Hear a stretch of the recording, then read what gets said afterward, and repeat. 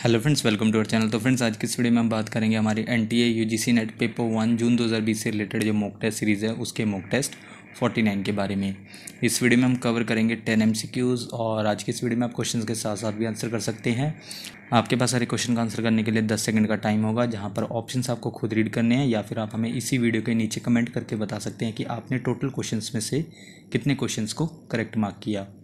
आज का हमारा पहला क्वेश्चन है, question number 1, dash is to enhance the quality of engineering education in the country by providing free online courseware. यानी कि किसका मिशन मुफ्त ऑनलाइन कोर्स प्रदान करके देश में इंजीनियरिंग शिक्षा की गुणवत्ता को बढ़ाना है। फ्रेंड्स, ऑप्शंस आप अपनी स्क्रीन पर देख सकते हैं और इसी वीडियो के नीचे कमेंट करके हमें 10 सेकंड के अंदर करेक्ट आंसर बता सकते हैं।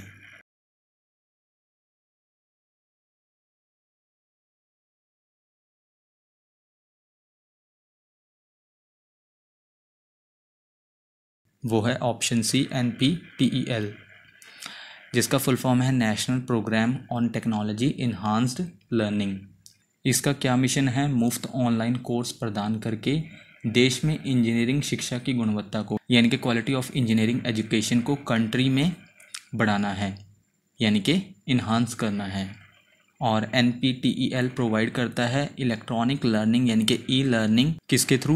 वेब और वीडियो कोर्सेज़ के थ्रू। और किसके लिए है ये video courses? Engineering, science and humanities streams के लिए।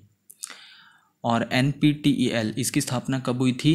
इसे स्थापित किया गया था 1999 में। और इसका हेडक्वार्टर कहाँ पर है? इसका मुख्यालय है मुंबई में। और इसके फाउंडर्स कौन हैं? इंडियन इंस्टीट्यूट्स ऑफ टेक्नोलॉजी और इंडियन इंस्टीट्यूट ऑफ साइंस, इसके फाउंडर्स हैं। किसके? NPTEL के। और national programme on technology enhanced learning, in short NPTEL, ये प्रोजेक्ट है MHRD का। और इस पहल में कौन से इंडियन इंस्टीट्यूट्स ऑफ टेक्नोलॉजी शामिल हैं? इसमें शामिल है IIT बॉम्बे, IIT दिल्ली, कानपुर, खड़गपुर, मद्रास, गुवाहाटी और रुड़की। ये IITs इस पहल में शामिल हैं। और साथ ही साथ इस पहल की शुरुआत किसके द्वारा की गई है? Indian institute of science Bangalore द्वारा। ये क्या करते हैं? प्रोवाइड करवाते हैं क्वालिटी एजुकेशन किसी के लिए भी जो इंटरेस्टेड हैं सीखने के लिए IIT से। और इसका मेन गोल क्या है? क्रिएट करना वेब और वीडियो कोर्सेज, जैसा कि हम ऊपर बात कर चुके हैं, जो भी मेजर ब्रांचेज हैं इंजीनियरिंग की और फिज़िकल साइंसेस की, अंडर ग्रेजुएट लेवल के लिए और पोस्ट ग्रेजुएट लेवल्स के लिए। और साथ ही साथ ये पोस्ट ग्रेजुएट लेवल के लिए मैनेजमेंट कोर्सेज भी प्रोवाइड करवाते हैं। नेक्स्ट क्वेश्चन है, question number 2, which of the following initiatives is designed for all students and faculty members of science and engineering colleges who do not have good lab facilities or instruments। यानी कि निम्नलिखित में से कौन सी पहल विज्ञान और इंजीनियरिंग कॉलेजों के सभी छात्रों और संकाय सदस्यों के लिए डिज़ाइन की गई है जिनके पास अच्छी प्रयोगशाला सुविधाएं या साधन नहीं हैं?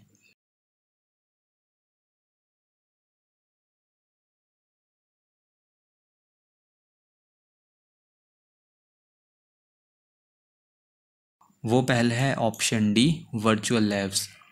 इस पहल को डिज़ाइन किया गया है उन स्टूडेंट्स के लिए और उन फैकल्टी मेंबर्स के लिए जो एसोसिएटेड हैं साइंस और इंजीनियरिंग कॉलेजेस से, जिनके पास अच्छी लैब फैसिलिटीज़ और इंस्ट्रूमेंट्स नहीं हैं। और वर्चुअल लैब्स प्रोजेक्ट, इस पहल की शुरुआत की गई है ministry of human resource development, in short MHRD, government of India द्वारा। किसके under? National mission on education through information and communication technology के अंडर, इन शॉर्ट NMEICT के अंडर। नेक्स्ट क्वेश्चन है, क्वेश्चन नंबर 3 में आपको बताना है A-VIEW का फुल फॉर्म क्या है?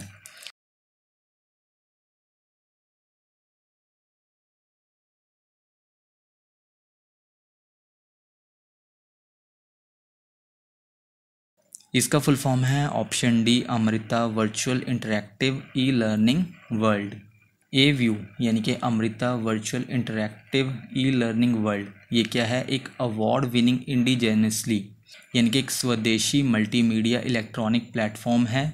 और ये प्लेटफॉर्म क्या करता है? आपको प्रोवाइड करवाता है एक बहुत ही अच्छा लर्निंग एक्सपीरियंस, बिल्कुल ही वैसा ही एक जैसा रियल क्लासरूम एक्सपीरियंस होता है, सेम ये आपको वैसा लर्निंग एक्सपीरियंस प्रोवाइड करता है जिसे डेवलप्ड किया गया है यानी कि विकसित किया गया है Amrita e learning research lab द्वारा।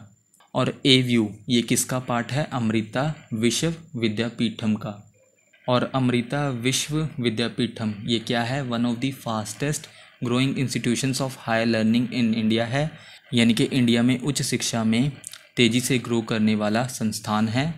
और ये भारत की उच्च शिक्षा प्रणाली में यानी कि हायर एजुकेशन इन इंडिया में उस इशू को एड्रेस करता है, यानी कि उस इशू को संबोधित करता है। और वो इशू कौन सा है? Shortage of highly qualified teachers का। इन शॉर्ट कहें तो ये बात करता है कि भारत में हायर एजुकेशन में जो शॉर्टेज है हाईली क्वालिफाइड टीचर्स की, उसके बारे में ये बात करता है। और एव्यू ये पार्ट है talk to a teacher programme का, जिसे कोऑर्डिनेट किया जाता है आईआईटी बॉम्बे द्वारा। और एव्यू इसे फंडेड किया जाता है ministry of human resource development, in short MHRD। और किसके तहत यानी कि किसके under? Indian government national mission for education using information and communication technology के अंडर, इन शॉर्ट NMEICT के अंडर। और जैसे कि वर्चुअल लैब्स जैसे प्रोजेक्ट्स हैं, जैसे उन्हें सपोर्ट किया जा रहा है, ठीक एव्यू को भी उसी तरह से सपोर्ट किया जाता है। एव्यू अब क्या कर रहा है? तैनात कर रहा है जो भी IITs हैं, NITs हैं, और साथ ही साथ जो अदर लीडिंग एजुकेशनल इंस्टीट्यूशंस हैं नेशन में, वहाँ पर इसे डिप्लॉय किया जा रहा है। नेक्स्ट क्वेश्चन है question number 4। The UGC Infonet digital library consortium was formally launched in December 2003 by whom? यानी कि UGC Infonet digital library consortium को औपचारिक रूप से दिसंबर 2003 में किसके द्वारा शुरू किया गया था?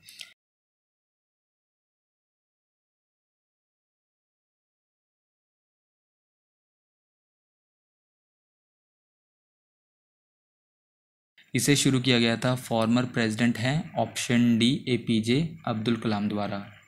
उनके द्वारा किसकी शुरुआत की गई थी? UGC Infonet digital library consortium की। और कब की गई थी इसकी शुरुआत औपचारिक रूप से? दिसंबर 2003 में।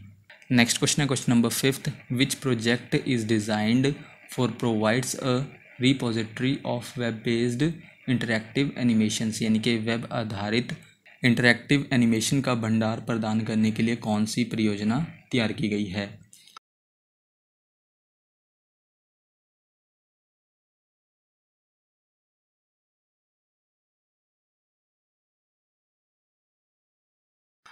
वो परियोजना है यानी कि वो प्रोजेक्ट है ऑप्शन बी ऑस्कर, जिसे डिज़ाइन किया गया है किसके लिए?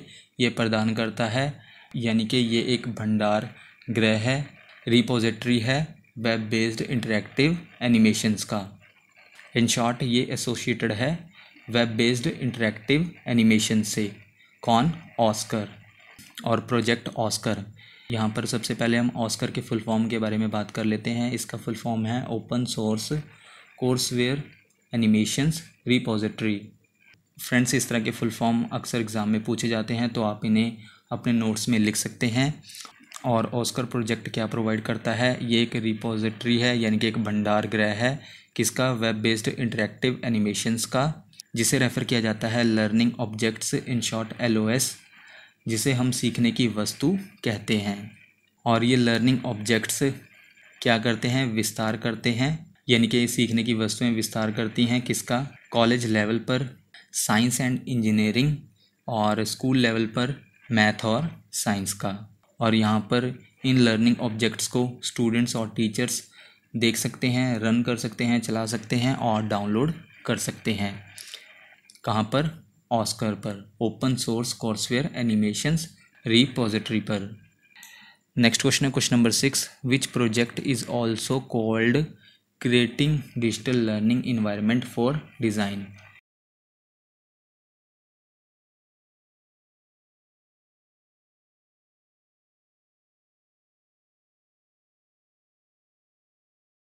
Creating digital learning environment for design, इस प्रोजेक्ट को ऑप्शन सी ई कल्प भी कहा जाता है।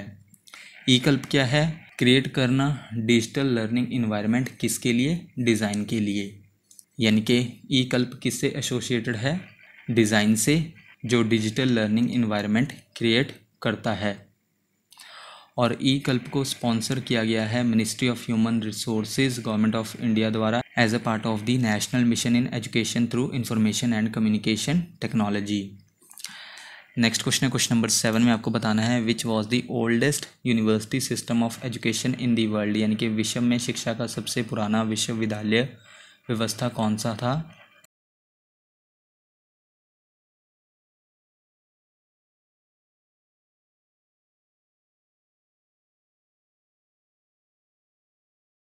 वो था option D Nalanda. Next question है question number 8, what is the literacy rate in India as per census 2011, यानी कि 2011 की जनगणना के अनुसार भारत में साक्षरता दर क्या है।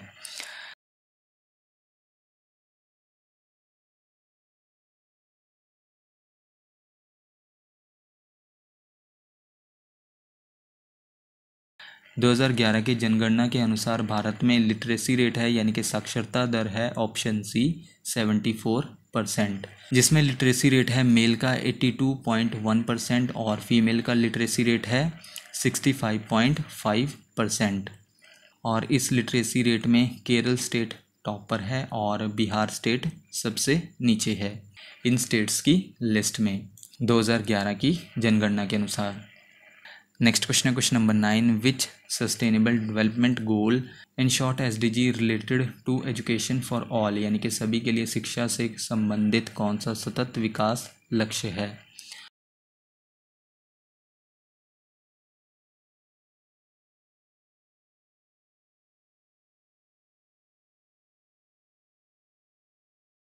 वो लक्ष्य है ऑप्शन डी SDG 4। ये गोल किससे रिलेटेड है, एजुकेशन फॉर ऑल यानी कि सभी के लिए शिक्षा से संबंधित है SDG 4।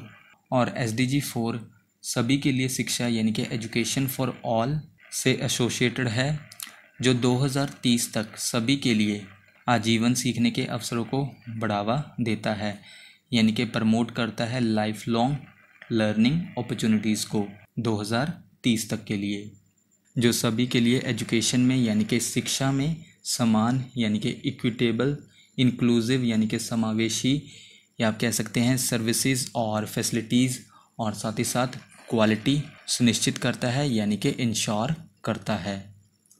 आज का हमारा लास्ट क्वेश्चन है question number 10, in 1948-49 the university education commission was constituted under dash, यानी कि 1948-49 में किस के तहत विश्वविद्यालय शिक्षा आयोग का गठन किया गया था।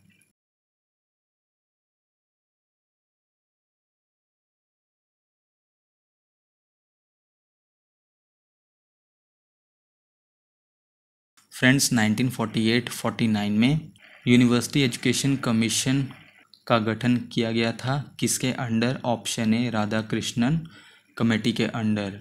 और इस कमेटी ने क्या किया, इंडिपेंडेंट इंडिया यानी कि स्वतंत्र भारत की जो ज़रूरतें थी उसके आधार पर यानी कि उसके बेस पर शिक्षा प्रणाली को यानी कि एजुकेशन सिस्टम को मोल्ड किया यानी कि ढाला गया।